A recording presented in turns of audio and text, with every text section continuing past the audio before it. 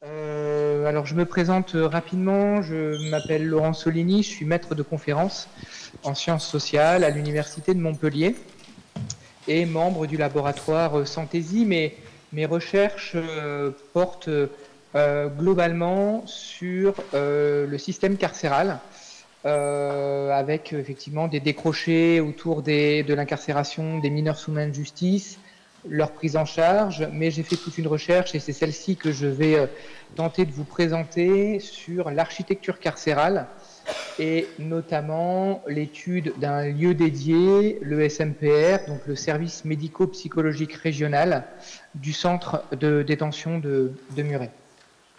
Est-ce que ça va, vous m'entendez bien? Ça va comme ça? Un tout petit peu plus fort, si c'est possible. C'est un peu plus fort. Ouais, je suis désolé. Hein. Non, mais je vais essayer de pousser un peu la voix. Donc en fait, ce propos-là s'appuie sur une enquête menée entre 2014 et 2016 en sciences sociales et portant donc, comme je vous l'ai dit, sur les architectures carcérales.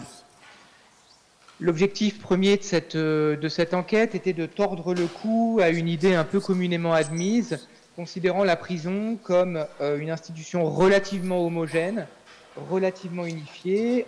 En réalité, parce que la prison cherche à tenir ensemble des fonctions intenables, à savoir, et la liste est ici non exhaustive, sanctions, punitions, dissuasion, réinsertion et soins, en essayant de tenir toutes ces fonctions sans véritablement y parvenir. La prison est en réalité un espace fracturé, est un espace morcelé, et en cela, elle comprend différents espaces avec diverses fonctions, diverses formes d'habitabilité, divers usages, divers décorums, diverses ambiances et diverses atmosphères. Et même les espaces de circulation, ce que l'on appelle les couloirs de détention, ne sont pas des couloirs de jonction, mais bien des couloirs de rupture. Et on voit bien quand on se, pardonnez-moi l'expression, balade en prison, en détention, on voit les moments de rupture à l'intérieur de ces couloirs, on voit le morcellement et on voit finalement la manière dont on passe d'un espace à l'autre, d'un espace différencié à l'autre. Alors si ces espaces sont distincts, sont différenciés, c'est surtout lié à leur niveau d'appropriation. Dans l'enquête, on déterminera, ou nous avons déterminé plutôt 3 niveaux d'appropriation: du maître d'œuvre sur le maître d'ouvrage, c'est-à-dire que les architectes qui se saisissent d'un appel à projet et qui jouent en fait les équilibristes entre leur volonté de casser le béton pénitentiaire et de ramener ce qu'ils adorent appeler la lumière naturelle, et l'injonction de respecter finalement le cahier des charges sécuritaire qui ne cesse de gagner en page. Donc ça, c'est un premier niveau d'appropriation. Deuxième niveau d'appropriation, les expertises pénitentiaires. Lorsque le bâti est sorti de terre, eh bien, vous avez des experts de l'administration pénitentiaire qui viennent vérifier, ajuster, ramener des niveaux de surveillance, des niveaux de contrôle technologique qui n'avaient pas forcément été pensés au moment du dessin et de la mise en sortie de terre du plan masse. Enfin, le dernier niveau d'appropriation, durant le temps de vie de l'établissement, des appropriations multiples et multiformes en train de se faire quand des lieux cèdent la place à d'autres lieux, quand des lieux apparaissent, d'autres disparaissent, quand certains changent de fonction et quand d'autres changent de dénomination. Et pour faire cela, la méthodologie employée est assez simple. Nous avons essayé de traiter les espaces comme des enquêtés, comme des personnes, avec leur histoire. Et nous avons essayé de ramener ces histoires par un travail archivistique approfondi, mais aussi des entretiens avec les architectes et les usagers de ces espaces, les personnes détenues, les personnels qui travaillent à l'intérieur de ces espaces. Tout cela articulé à une enquête ethnographique, à une observation de plusieurs mois dans plusieurs détentions.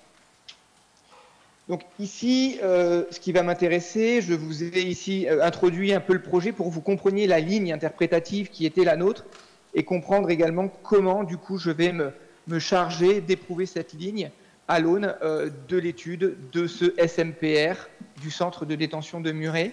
Je ne sais pas si vous êtes familier du monde carcéral. centre de détention veut dire en fait que c'est une prison qui accueille uniquement des longues peines. On n'est pas, vous entendez souvent parler des maisons d'arrêt, de la surpopulation carcérale, etc. Même si petit à petit ça commence à toucher les centres de détention, ce n'est pas encore entièrement le cas. Et donc là, on est vraiment sur des espaces particuliers en prison avec ces longues peines. Donc au moment de l'enquête, il existe 27 SMPR en France et leur création, donc je vais vous donner quelques éléments de contexte et puis ensuite je vais vous décrire le lieu. Leur création provient de la loi de 1985 qui en fait officialise l'organisation sectorielle de la psychiatrie publique qui elle-même est initiée en 1960. Et cette loi de 1985 joue un rôle précurseur dans le transfert qui aura lieu entre l'ensemble de la médecine pénitentiaire vers finalement le service public hospitalier. En cela, l'administration pénitentiaire, qui était à l'initiative, via des infirmeries, du soin, avec quelques professionnels périmétriques, mais l'administration pénitentiaire avait véritablement la main sur ces espaces dits de soins, eh bien, on va leur préférer rapidement la création d'UXA, unité de consultation de soins ambulatoires par la loi de 1994, et celle donc des SMPR, comme je vous l'ai dit, en 1985. Et c'est un peu technique, mais je me permets de quand même vous le dire. En 2012, on a décidé, enfin l'administration pénitentiaire, le ministère de la Justice a décidé de joindre les UXA et les SMPR au sein d'une même unité, les unités sanitaires. Donc si je vous le redis de manière un peu plus simplifiée, les SMPR sont créés, remplacent les grandes infirmeries historiquement classées d'administration pénitentiaire. Les unités de consultation de soins ambulatoires UXA se créent et en 2012, on joint les deux autour des unités sanitaires. Si je me permettais ce préalable, c'est parce que, et comme vous le voyez sur la slide qui normalement devrait être à votre écran à gauche avec cette flèche rouge là, vous voyez l'unité sanitaire du centre de détention de Muret schématisé. Vous avez l'UXA et le SMPR au sein d'un même bâtiment, d'un même espace, d'un même lieu. Et l'ancienne infirmerie, donc, en 2016, au sein du centre de détention de Muret, devient cette unité sanitaire UXA-SMPR avec une porte close qui ne permet pas la jonction entre les deux espaces de soins. Je ne reviendrai pas ici sur les rapports entre l'UXA et l'unité et le SMPR, pardon, je pourrais vous en parler, mais sachez que cette porte reste close. Le SMPR, de ce point de vue-là, c'est là-dessus que je vais porter ici mon attention, relève d'une prise en charge de niveau 1, ambulatoire. Et l'objectif, c'est d'assurer le maintien en secteur pénitentiaire des personnes détenues en évitant l'hospitalisation et la sortie de ces personnes du centre de détention. Le SMPR comprend 5 praticiens hospitaliers, 5 infirmiers, 5 psychologues, 2 psychomotriciennes, une assistante sociale et une secrétaire. Le docteur Jean, donc renommé pour l'occasion, qui est responsable de ce SMPR, nous dira que 15% des détenus qui sont accueillis sont diagnostiqués psychotiques, 12 relèvent d'addiction et de toxicomanie avérée, et enfin 17% sont présents et sont auteurs de violences sexuelles. Si je viens maintenant sur cet espace devenu lieu et si je viens maintenant sur la distribution de ce SMPR, vous voyez au centre ici de la slide l'entrée excessivement discrète du SMPR qui est en fait à la perpendiculaire du grand couloir de circulation grisé que vous voyez sur la gauche et qui joue le rôle de colonne vertébrale de la détention. Ces fameux espaces de circulation qui sont en fait des espaces de rupture. Et ce SMPR, il est rapidement perçu... Alors, attendez, parce qu'en même temps, j'essaie de changer de slide. Voilà. Je vais aller là. Il est rapidement perçu par à la fois les personnes détenues et les personnels qui travaillent à l'intérieur comme un lieu différent. Une enclave dans l'enclave, pour ainsi dire. L'IAM, un détenu, nous dira qu'effectivement, le SMPR, il est particulier. Ça me fait plus penser à une unité hospitalière, en fait. Le SMPR, c'est un lieu différent. On se retrouve dans un bureau, donc on se sent un peu ailleurs. Les gens sont avenants. On parle d'une autre manière. On sent moins la prison. Ces propos sont corroborés notamment par le docteur Jean, qui nous expliquera qu'en fait, le SMPR est distribué sous un effacement des procédures. C'est-à-dire qu'il y a une certaine liberté de mouvement dans le SMPR, si je cite le docteur Jean, de 7h du matin à midi, de 13h à 19h, et les personnes, les gens viennent quand ils le souhaitent, sans prendre rendez-vous, sans s'inscrire à l'intérieur de ce SMPR. Ça paraît anodin, mais je vous assure que dans une prison, avec l'administration pénitentiaire, un effacement des procédures, c'est loin d'être anodin. C'est-à-dire que le fait que les personnes détenues peuvent circuler comme ça, comme bon leur semble, et rentrer dans le SMPR sans savoir qu'ils y sont attendus, sans savoir combien de temps ils doivent y rester, sans savoir à quel moment ils doivent sortir pour retourner dans leur cellule, le fait que tout cela ne soit pas administré, ne relève pas d'une procédure, c'est quelque chose de très original. Ce SMPR, vous le voyez ici par les atmosphères et par les appropriations spatiales, il est aussi particulier dans sa distribution. Vous voyez là l'entrée, donc vous avez ce tableau coloré, vous avez des plantes, vous avez ces murs de briques derrière, chers à la région toulousaine. Vous avez la mise en place du bois comme cache béton pénitentiaire, c'est-à-dire que le béton pénitentiaire est caché par le bois. Vous avez la mise en place de ces très très grandes fenêtres, c'est de la verrerie simple, non barrodée, que l'on retrouve ici sur le cliché de gauche, avec des ouvertures en haut de ces fenêtres. Ça aussi, ça a l'air anodin, mais ça ne l'est absolument pas. Et donc, vous avez cette atmosphère un peu particulière, un peu singulière, une mise à distance finalement du béton pénitentiaire, et une atmosphère qui entre en calque avec les échanges à l'intérieur du SMPR, qui se font souvent à demi-voix.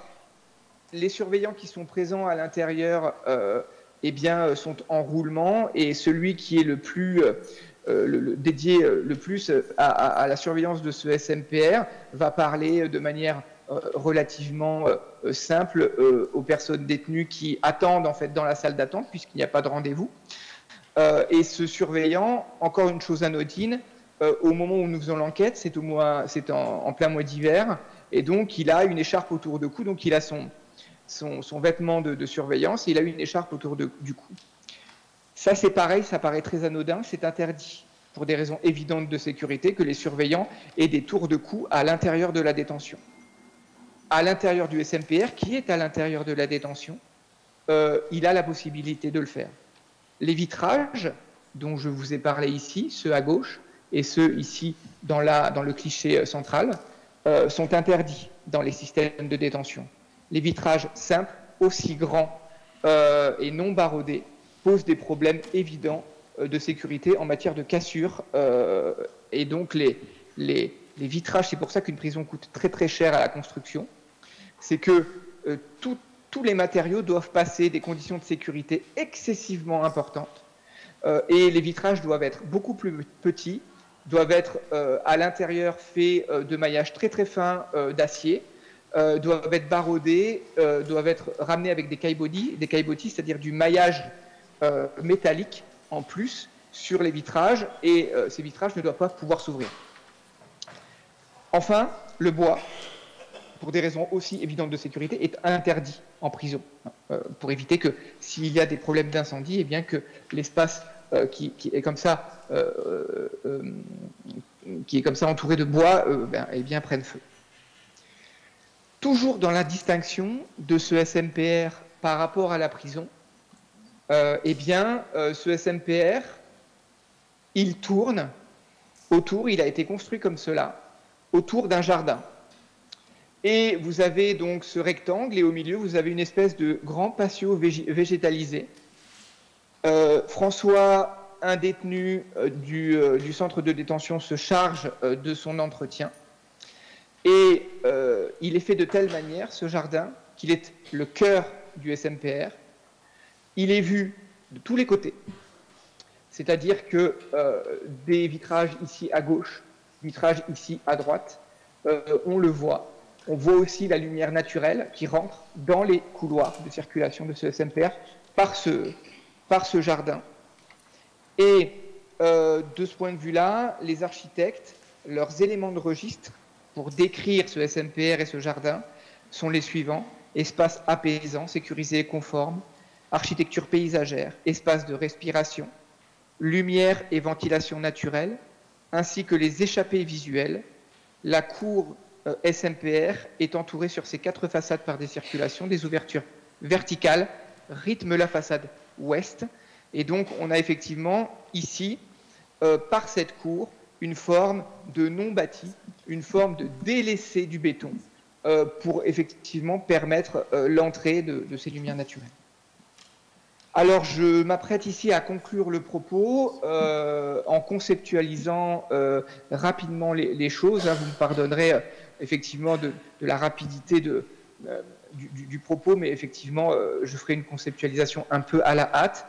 Cet espace, le SMPR, et d'autres que nous avons choisis, nous avons décidé de les appeler des espaces hors les murs, dans les murs.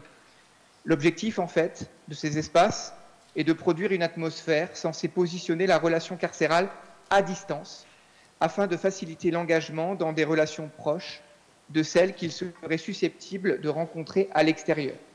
Il y a une volonté affichée ici de ramener en prison des semblances de l'extérieur, des semblances qui permettent de légitimer l'humanisation des peines d'enfermement, des peines donc moins austères, une prison qui devient finalement un instrument de réinsertion.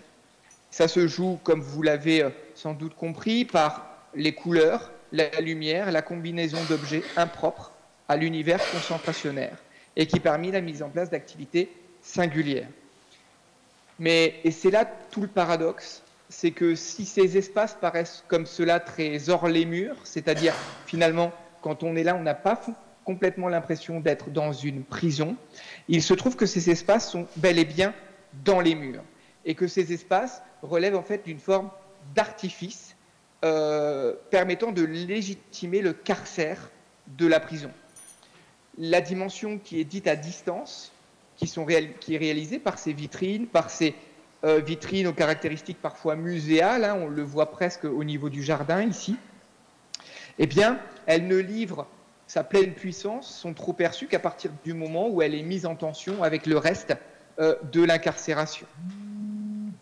Plus que cela, Irving Goffman, un sociologue, a écrit énormément sur les asiles et sur ce qu'il a appelé les institutions totales, c'est-à-dire des institutions qui vont envelopper pleinement la vie des personnes recluses. La prison fait partie de ces institutions. Et la caractéristique majeure de ces institutions totales, ce sont les territoires réservés. La prison tient, l'institution totale enveloppe et peut envelopper parce qu'elle comprend des territoires réservés, des espaces qu'on pense libérés ou en tout cas qui donnent l'illusion de la liberté ou de l'espace de liberté. C'est le cas ici pour le SMPR. Finalement, à la visibilité assumée de la sanction pénale, particulièrement affichée, via la combinaison plus ou moins réussie d'éléments austères tels que la vétusté des locaux, l'économie de pénurie, l'empreinte sécuritaire et l'enceinte fortifiée, l'administration pénitentiaire semble lui préférer depuis quelques années un revers postiche et dit humanisé de la peine. Je dis postiche parce que ce SMPR, il n'est pas complètement différencié de l'incarcération, et je terminerai là-dessus. Vous avez déjà la présence des surveillants dans un espace hospitalier, ce qui pose question, des surveillants de l'administration pénitentiaire qui gèrent ensuite le reste de la détention en ayant les données psychiatriques et de soins des personnes qui viennent ici. Vous avez la présence de dispositifs de sécurité dites passives, des caméras, des portiques. Et les deux dernières choses sur lesquelles je vais conclure, ce fameux jardin anglais, eh bien, il est interdit à la circulation, on ne peut pas y entrer. C'est-à-dire que le seul autorisé à y entrer, c'est François parce qu'il en fait l'entretien. Il est interdit de le traverser. il est interdit de humer son atmosphère, il est interdit d'y rester, il n'y a pas de banc, il est interdit de rentrer pour toucher les plantes. On est vraiment sur une vitrine qui reste vitrine. Voilà. Merci de votre attention, je m'arrête là.